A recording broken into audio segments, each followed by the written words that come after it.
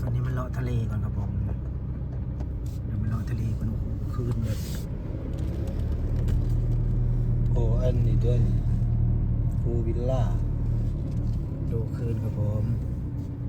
เดี๋ยวเลาะทะเลก่อน ยังกิน เค้กญี่ปุ่นติดทะเลมีเค้กญี่ปุ่น อ๋อญี่ปุ่นก็ขายไก่ เออ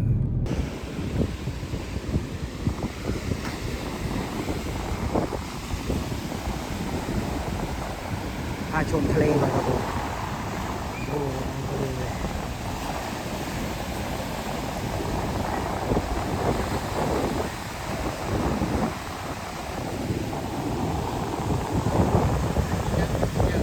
ระยะลายขนาดลมดีมี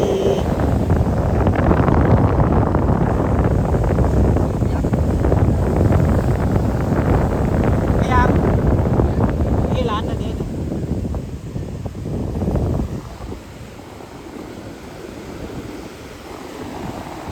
แดงมากครับผม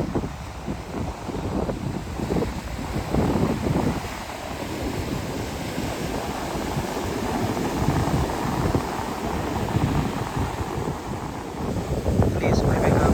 ทะเลสวยไหมครับ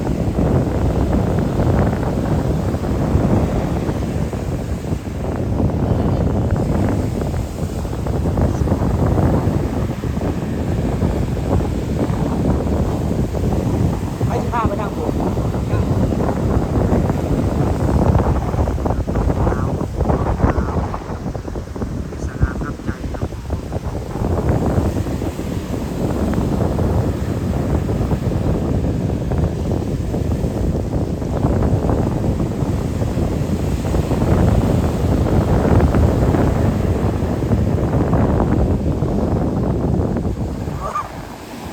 ลมโบยโบยบรรยากาศดีมากเลย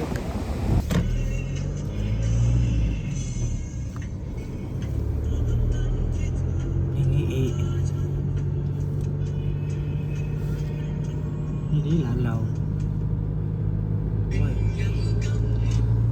ใช้ร้านเบียร์สิเบียร์กินด้วยเจ้าของ กันนอนแถวนี้ได้การเลยโอ้น้ำแรง